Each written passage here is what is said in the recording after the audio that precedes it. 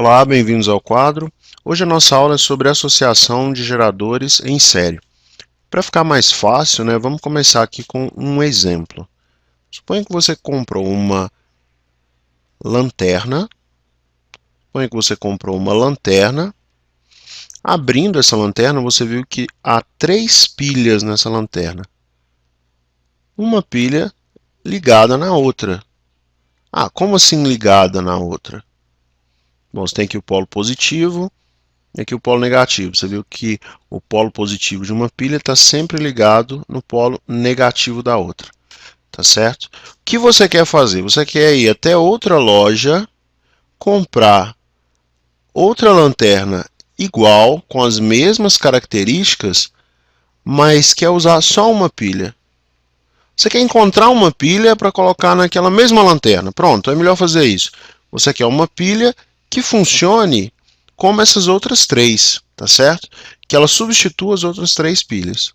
Bom, vamos modelar essa pilha aqui da direita primeiro. Você sabe que essa pilha tem uma força eletromotriz e uma resistência interna. Deixa eu fazer isso aqui embaixo. Força eletromotriz e uma resistência interna. Vamos dizer que essa pilha tem uma força eletromotriz ES e resistência interna RS. Vamos chamar esse ponto aqui de A e esse ponto aqui de B. Olha só, esse ponto aqui de A e esse aqui de B. Digamos que o ponto B está ligado a um dos terminais da lâmpada e o ponto A está ligado ao outro. A mesma coisa vale para cá. Ó.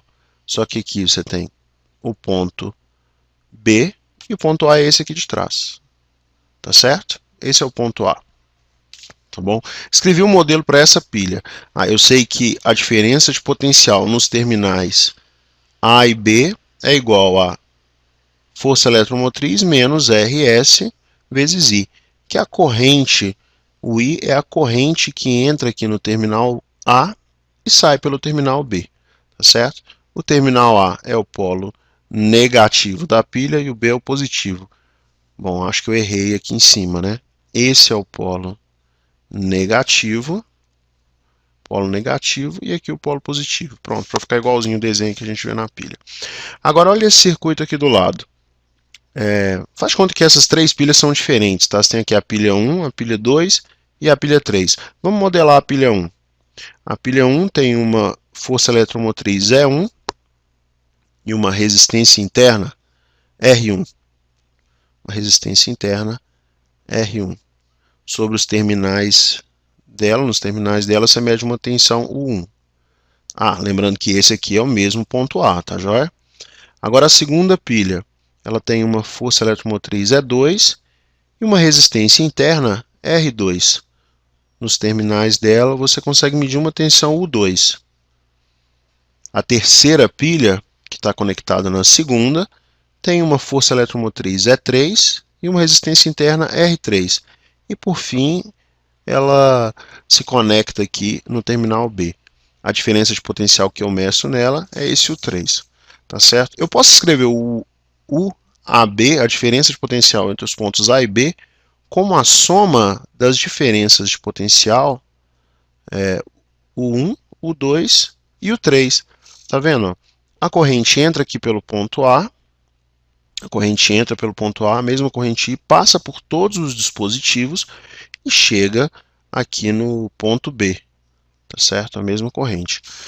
Eu quero que esses dois circuitos se comportem da mesma forma, ou seja, essas correntes dos dois circuitos têm que ser iguais, tá certo?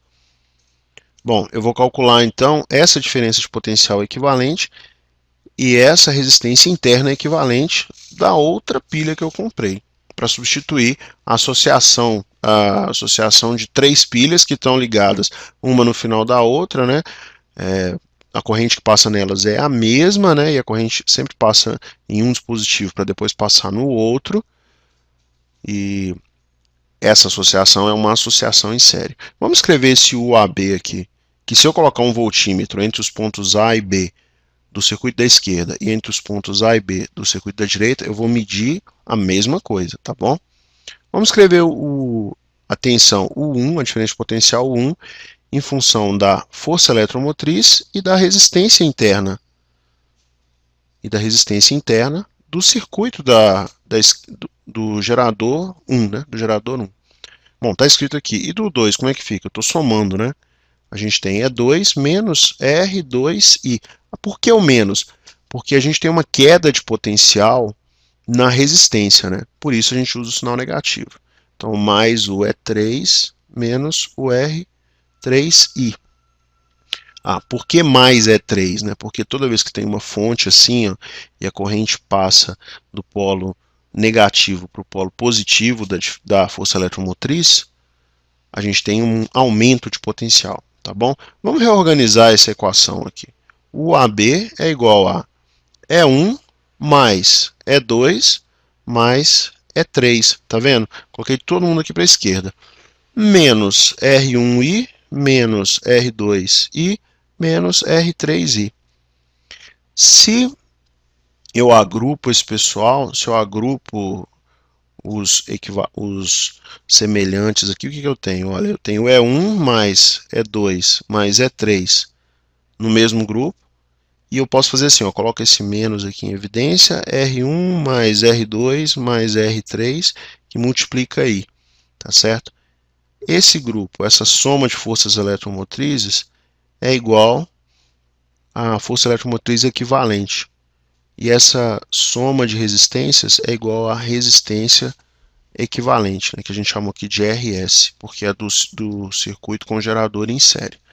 Tá certo? Resumindo, a força eletromotriz da associação em série é a soma de todas as forças eletromotrizes.